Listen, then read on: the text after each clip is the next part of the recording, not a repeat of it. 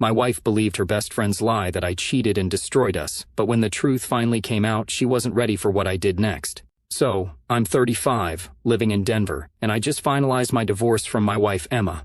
We were together for 6 years, married for 2.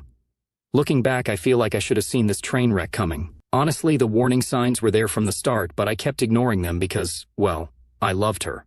Or at least I thought I did. The cracks in our relationship had a name: Stacy, Emma's best friend. Have you ever met someone and immediately known their bad news? That was Stacy. She was loud, self-centered, and always had to be the center of attention. From the first time I met her, I felt like she was sizing me up, like she was looking for something to hold against me. But Emma was blind to it. She saw Stacy as her ride or die from college, someone who'd been there through thick and thin. I thought, fine, I'll tolerate her because she's important to Emma. But, man, Stacy knew how to push buttons. Things really started going downhill during our wedding planning. I proposed to Emma after 3 years of dating. We were living together by then, and it just felt like the next step. She was ecstatic, and honestly, so was I at first. Then Stacy started sticking her nose in. It started small. She didn't like our color scheme and said it was too basic. I let that slide because who cares what colors we picked. Then she made a fuss about the catering, saying we needed vegan options because half the guests would probably prefer that. There were maybe 2 vegans total. And then she ended up demanding that she walk down the aisle in a special moment ahead of the bridesmaids. Yeah, you read that right. Stacy wanted her own walk down the aisle. Her reasoning? I've been there through every one of Emma's breakups, every hard moment in her life. This day is about celebrating the people who stood by her, not just the marriage. I thought it was a joke at first. Like, who seriously asks for that? But Emma just kind of nodded along. I could see her caving in real time. I tried to step in. I told Emma, look, this is our wedding, not a stage for Stacy to perform on. Your sister's already your maid of honor, and that's enough. Emma got defensive, saying I was making a big deal out of nothing. Stacy, meanwhile, acted like I'd personally insulted her entire existence. Wow, she said. I didn't realize your fiancé was so controlling. That stung, but instead of standing up for me, Emma folded. It's just one little thing, she told me later. If it makes her happy, what's the harm? So Stacy got her grand entrance. She strutted down the aisle like it was her wedding. I could feel my parents' side-eye from the front row, but I just gritted my teeth and smiled for the photos. I figured, once we're married, this kind of nonsense will stop. Stacy won't have as much say in our lives. Big mistake. Huge. After the wedding, Stacy didn't just fade into the background like I'd hoped. If anything, she became even more involved in our lives. Emma and I would be talking about weekend plans, and Stacy's name would pop up like clockwork. Oh, I already told Stacy she could join us, Emma would say. Or, Stacy thinks we should check out this restaurant instead. It was like we couldn't make a single decision without her input. I tried to bring it up to Emma gently at first. I told her, I like that you have a close friend, but I feel like Stacy's a little too involved in our lives. Can we set some boundaries? Emma got defensive again. She's my best friend, she said. I can't just shut her out. You don't understand how much she's done for me. Maybe I didn't understand. I wasn't there for the college years or the breakups or whatever. But what I did understand was that Stacy didn't respect me or our marriage, and Emma was too wrapped up in their friendship to see it. I wanted to believe that Stacy wasn't intentionally trying to undermine me. Maybe she was just one of those people who didn't know how to take a step back. But deep down, I think I knew better. Stacy didn't like me, plain and simple. And the more she inserted herself into our lives, the more obvious it became. I don't know why I didn't put my foot down earlier. Maybe I thought it wasn't worth the fight, or maybe I didn't want to risk pushing Emma away. But that was my mistake. By staying quiet, I let Stacy feel like she had the right to interfere in our marriage, and by the time I realized how deep her claws were, it was too late. About a year into our marriage, Emma and I had finally settled into a routine. Work, date nights, binging TV shows on weekends. Things weren't perfect, but they were good, peaceful even. That was, until Stacy showed up at our doorstep, sobbing like her entire world had fallen apart. It was a Friday evening. Emma and I were planning to make tacos and maybe watch a movie. I was halfway through chopping onions when the doorbell rang. Emma went to get it, and within seconds I heard Stacy's wailing. I poked my head around the corner, and there she was, clinging to Emma like a shipwreck survivor. She had a duffel bag slung over her shoulder and mascara running down her face. "He left me!" Stacy cried. "I can't do this alone." Emma led her inside, shooting me a look that said, "We'll talk later." I stood there, knife in hand, feeling like I'd just walked into the middle of a nightmare. Stacy plopped onto our couch, rambling about how her boyfriend of 2 years had dumped her out of nowhere. Emma sat next to her, holding her hand, nodding along sympathetically. I stayed in the kitchen, trying to focus on the tacos, but as Stacy's dramatic retelling went on, I couldn't help overhearing. Apparently her boyfriend Jake had completely blindsided her, breaking up with her over text because he felt they weren't compatible. Stacy, of course, insisted that she'd been the perfect girlfriend, and that Jake was just an emotionally unavailable jerk. "Do you have anywhere to stay tonight?" Emma asked her gently. Stacy sniffled, her eyes darting toward me in the kitchen before answering, "No, I can't go home to my parents. They'll just say, 'I told you so,' and all my other friends are busy. I didn't know where else to go. I could see where this was headed, and I wasn't happy about it."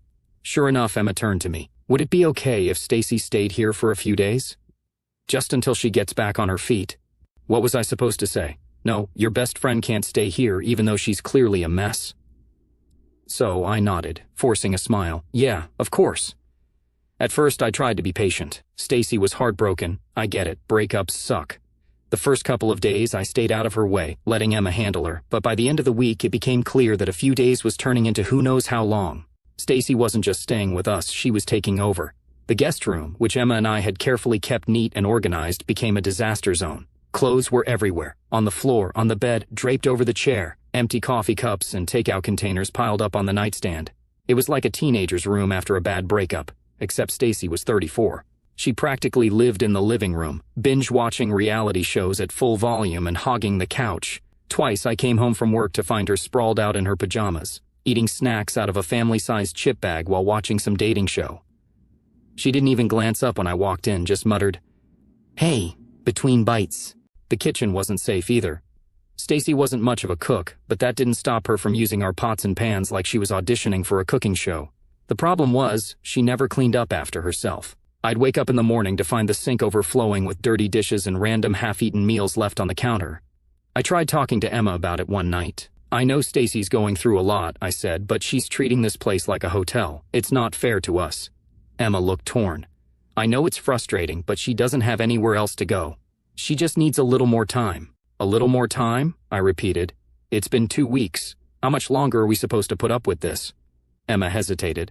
"I'll talk to her." But when she did, it didn't help. Stacy flipped the script, acting like she was the victim. "I'm sorry if my presence is such a burden," she said dramatically, tears welling up in her eyes. "I'll leave if that's what you want." Emma, of course, rushed to reassure her. No, it's not like that. We just want to make sure you're okay." It was infuriating. Stacy knew exactly how to manipulate Emma, and Emma fell for it every time. The final straw came about a month in. One Saturday morning, I went into the backyard to grab some tools for a DIY project I'd been working on. To my surprise, I found my power drill, saw, and several other tools scattered across the patio. Stacy was sitting on the grass with a pile of random wooden scraps, painting them bright neon colors. "What's this?" I asked, gesturing to the mess. She looked up, unbothered. "Oh, it's for my therapy. My counselor suggested doing something creative to process my emotions." I blinked at her. "You went through my tools without asking." She shrugged. "I didn't think you'd mind." I was done. I walked back inside and found Emma in the kitchen. "She has to go," I said firmly. "I'm not asking anymore." Emma looked at me, surprised by my tone. "What happened?" "She's treating this house like her personal playground." "I'm done with it, Emma. I've been patient, but this isn't working. She needs to leave." Emma sighed, rubbing her temples. "Okay, I'll talk to her again." This time, I didn't leave it up to Emma. I sat down with both of them and laid it out. "Stacy, we've done our best to support you through this, but it's been a month. This isn't sustainable for us. You need to start looking for another place to stay." Stacy didn't take it well. She accused me of being heartless, of not understanding what she was going through. "You're kicking me out when I'm at my lowest," she said, glaring at me. "Wow, what a great friend you are." I didn't let her guilt trip me.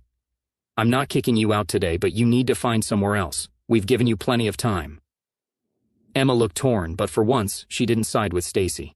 Within a week, Stacy was gone. She left in a huff, muttering something about how I'd always been controlling and how Emma deserved better.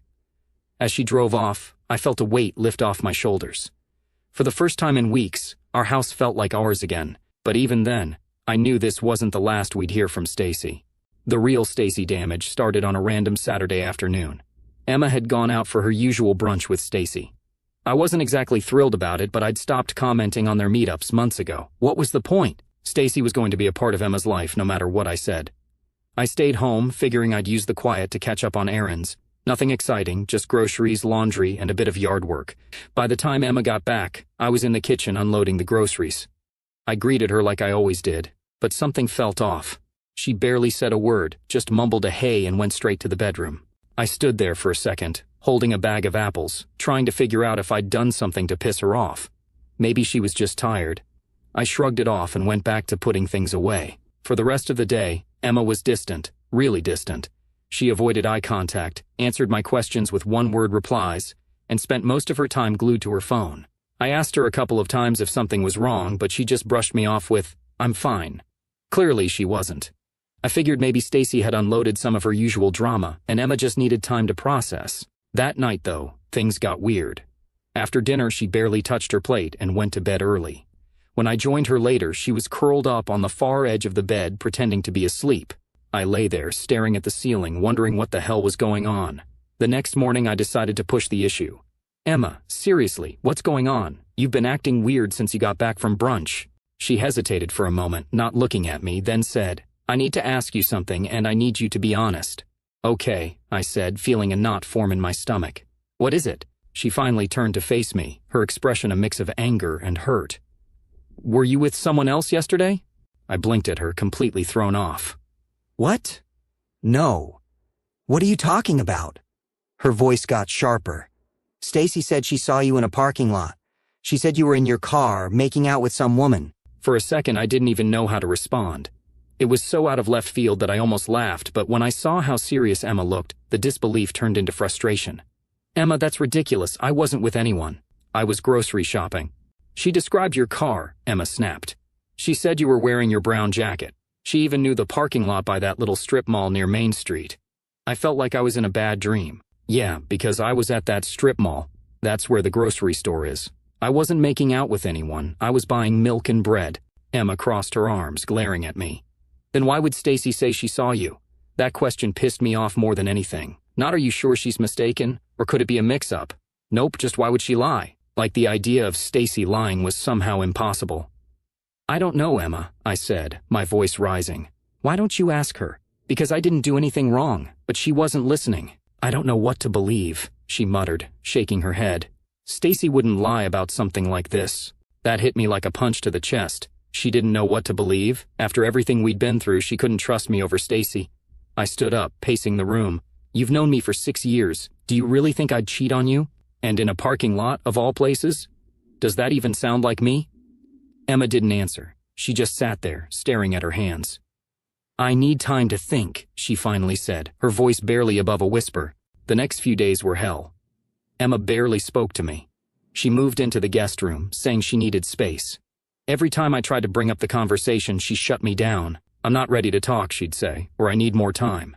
Meanwhile, I was walking around in a fog of anger and disbelief. I couldn't stop thinking about Stacy. This was exactly the kind of chaos she thrived on. But what I couldn't wrap my head around was why. Why go to such extremes? Why lie about something so serious? Did she really hate me that much? At the same time, I couldn't ignore the bigger issue, Emma's reaction. The fact that she didn't even give me the benefit of the doubt said more about our marriage than Stacy's lies ever could. If she trusted Stacy's word over mine, what did that mean for us? A week later, Emma packed a bag and left. She didn't even tell me where she was going, just said she needed time to figure things out. I didn't fight her on it. At that point, I was too exhausted to argue. The next morning, I got a text from her. "I think it's best if we separate for now. I'll have my lawyer send over the paperwork." That was it. No discussion, no attempt to work things out, just a text and a lawyer. It was like our entire marriage had been swept aside because of one ridiculous story. I didn't even know how to process it.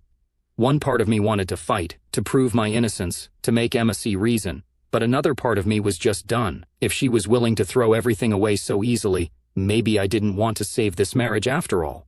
In the weeks that followed, things got worse. Word spread about our separation, and Stacy made sure everyone knew her version of events. Mutual friends started acting weird around me, avoiding eye contact or making vague comments about working on myself. Even my own family started asking awkward questions like, "Is there any truth to what they're saying?" It felt like I was living in a nightmare. Everywhere I turned, there was another reminder of how quickly people could turn on you. And through it all, Emma stayed silent. No calls, no texts, no attempts to reach out, just radio silence. At first I was angry, angrier than I'd ever been in my life. But as the days turned into weeks, that anger started to fade. In its place was something colder, harder, If Emma didn't trust me enough to even have a conversation, then maybe I didn't need her in my life. I wasn't going to beg for someone who didn't believe in me. Let her have her time to think. Let her stay under Stacy's thumb. I was done fighting for a marriage where I was always second place to her so-called best friend. If this was how it was going to end, then so be it. 2 months after Emma left, on one Thursday evening, something happened that I didn't see coming. I was minding my own business, scrolling through my phone while eating dinner, when I got a text from a number I didn't recognize. It read, "Hi, this is Marissa. I know Stacy lied about you. Can we talk?" I stared at the screen for a moment, trying to figure out who the hell Marissa was. The name rang a faint bell, something about a party Stacy and Emma dragged me to a couple of years ago, but why was she messaging me now? My first instinct was to ignore it, but something about the way she phrased it, "I know Stacy lied about you," made me curious. I replied, "What do you mean? What lie?" Her response came almost instantly, about the cheating. Stacy admitted she made it up. "I think you need to see the proof." The next day, I met Marissa at a small coffee shop downtown. She was already there when I arrived, sitting at a table near the window and fidgeting with her phone. I sat down across from her, feeling a mix of curiosity and dread. "Thanks for meeting me," she said nervously. "I wasn't sure if you'd even want to talk." "Yeah, well, here I am," I said. "What's this about Stacy lying?" She pulled out her phone and opened a text conversation. "I've been friends with Stacy for a long time, but after this I can't keep quiet anymore. You need to know what really happened." She handed me the phone and I started reading. The messages between her and Stacy were jaw-dropping. "Stacy, OMG, Emma finally left him. She actually believed me, LOL. Poor French Marissa, what are you talking about?" "To Stacy, I told her I saw him making out with some rando in his car. You should have seen her face. Priceless." "Marissa, wait, are you serious? Why would you do that?" "Fucked Stacy, because he's a controlling jerk, and she's too dumb to see it. I had to help her." I kept scrolling, my hands trembling with anger. It got worse. "Faye Stacy. It's not like their marriage was going to last anyway. Emma's so gullible she'll believe anything I tell her." "Plunarts, Marissa, this is messed up, Stacy." "Stacy, whatever, she's better off without him. And now I don't have to hear about her perfect marriage anymore. Gag." I couldn't read any further. I handed the phone back to Marissa, my jaw clenched so hard it hurt. "She really said all that?" I asked, my voice barely above a whisper. Marissa nodded, looking genuinely upset. "Yeah, she bragged about it like it was some kind of accomplishment." I didn't believe it at first, but when she started mocking Emma for being too naive, I realized how twisted it was. I sat there, trying to process what I'd just seen. Stacy hadn't just lied, she'd actively sabotaged my marriage and made fun of Emma in the process. She'd manipulated her best friend for no other reason than sheer entitlement and spite. "Why are you telling me this now?" I asked finally. "Why not earlier?" Marissa looked down at her coffee. "I don't know, I guess I was scared. Stacy can be intense. But I couldn't keep quiet anymore. It's not fair to you, and it's not fair to Emma." I took screenshots of the messages and thanked Marissa for coming forward. On the drive home, I couldn't stop replaying the conversation in my head. I wasn't just angry, I was furious. Furious at Stacy for being such a manipulative, entitled piece of work. Furious at Emma for falling for it so easily. And furious at myself for letting Stacy get away with her crap for so long. But more than that, I felt validated. For months, I'd been walking around with this cloud over my head, wondering if I could have done something differently. Now I had proof that none of this was my fault. Stacy had set me up from the start, and Emma had played right into her hands. By the time I got home, my anger had simmered down into something colder. I wasn't going to lash out or throw accusations around. No, I was going to handle this the right way. First, I forwarded the screenshots to my lawyer with a quick note. "This is what really happened. Let me know how we can use it." Then I sat down and stared at my phone, debating whether to text Emma. Part of me didn't want to. What was the point? She'd already shown where her loyalty lay. But another part of me felt like she deserved to know the truth, even if it wouldn't change anything. After a few minutes, I typed out a message. "We need to talk. It's important." Her reply came quicker than I expected. "What do you want?" I kept it short. "I have proof that Stacy lied. Can we meet? You need to see this." There was a long pause before she replied. "Fine, tomorrow afternoon. Where?" I suggested a park near her new apartment. She agreed, and that was that. I didn't want to win her back. I wasn't interested in that anymore, but I needed her to know the truth, if only to clear my name. Part of me wanted to just shove the screenshots in Emma's face and let her deal with it, but I knew I needed to keep my cool.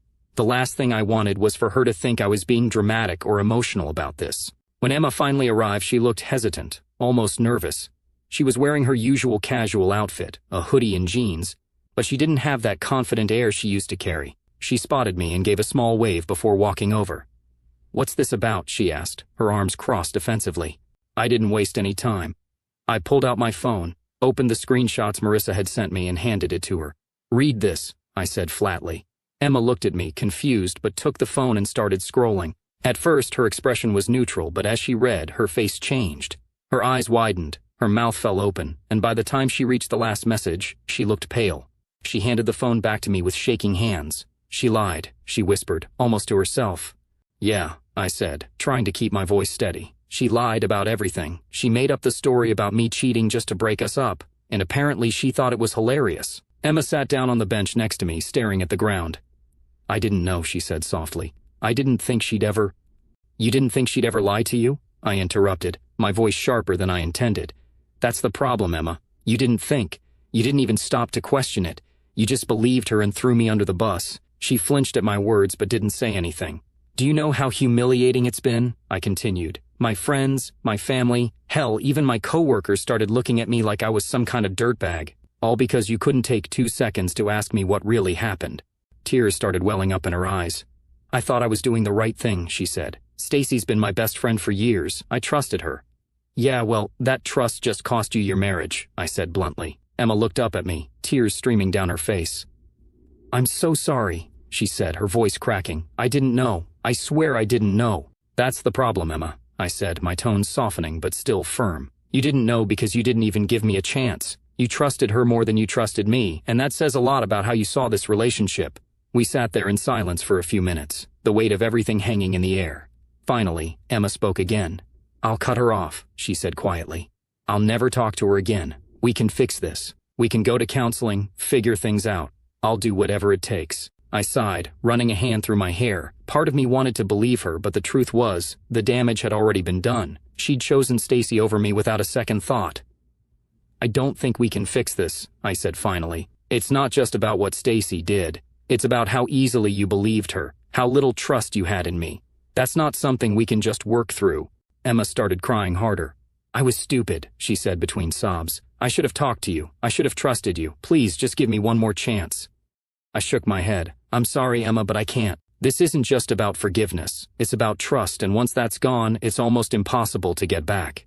She kept crying, and for a moment, I almost felt bad for her. Almost. But then I remembered all the nights I spent alone, wondering what I could have done differently. All the friends who ghosted me because they believed Stacy's lies. All the times I questioned my own worth because of how easily Emma discarded me. And just like that, my sympathy disappeared. "I think it's best if we both move on," I said, standing up. "I wish things could have been different, but this is where we are now." Emma didn't try to stop me. She just sat there, crying into her hands, as I walked away. I didn't look back. For the first time in months, I felt like I was finally in control of my life again. Later that night, Emma sent me a long text, apologizing again and begging me to reconsider. I didn't respond. There was nothing left to say. Stacy's lie might have been the catalyst, but Emma's lack of trust was the real reason our marriage fell apart. And at this point, I wasn't interested in trying to fix something that had already been broken beyond repair.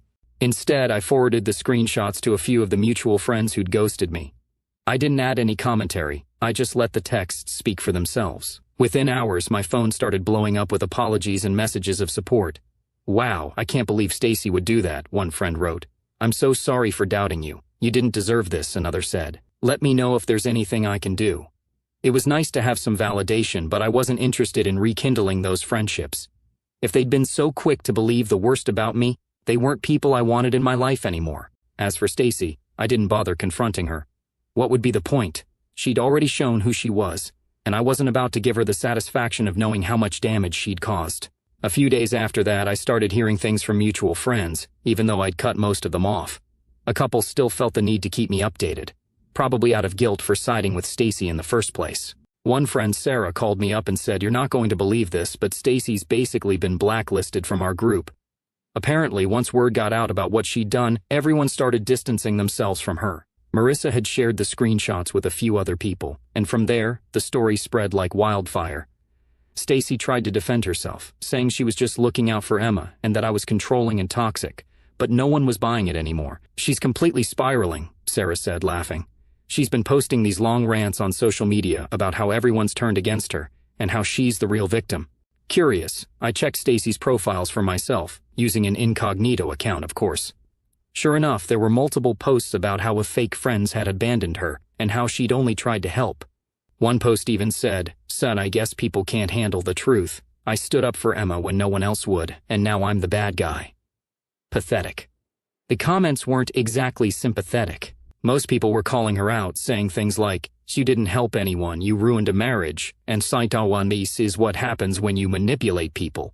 One person straight up wrote, "To maybe take a good hard look at yourself before blaming everyone else." It was satisfying to see her finally get what was coming to her. Meanwhile, Emma's life wasn't looking much better. She moved back in with her parents after everything went down, and from what I heard, things were tense. Her mom, who had always been a bit of a skeptic when it came to Stacy, was livid when she found out the truth.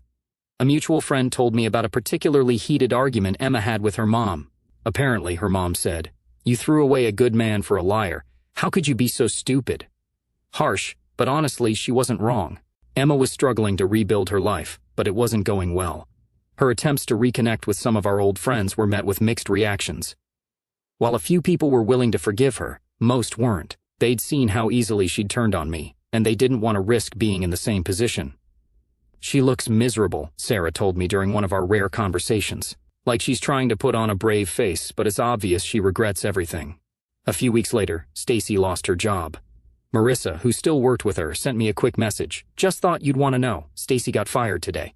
Turns out, Stacy's reputation had started catching up with her at work. People found out about what she'd done, and her coworkers started avoiding her.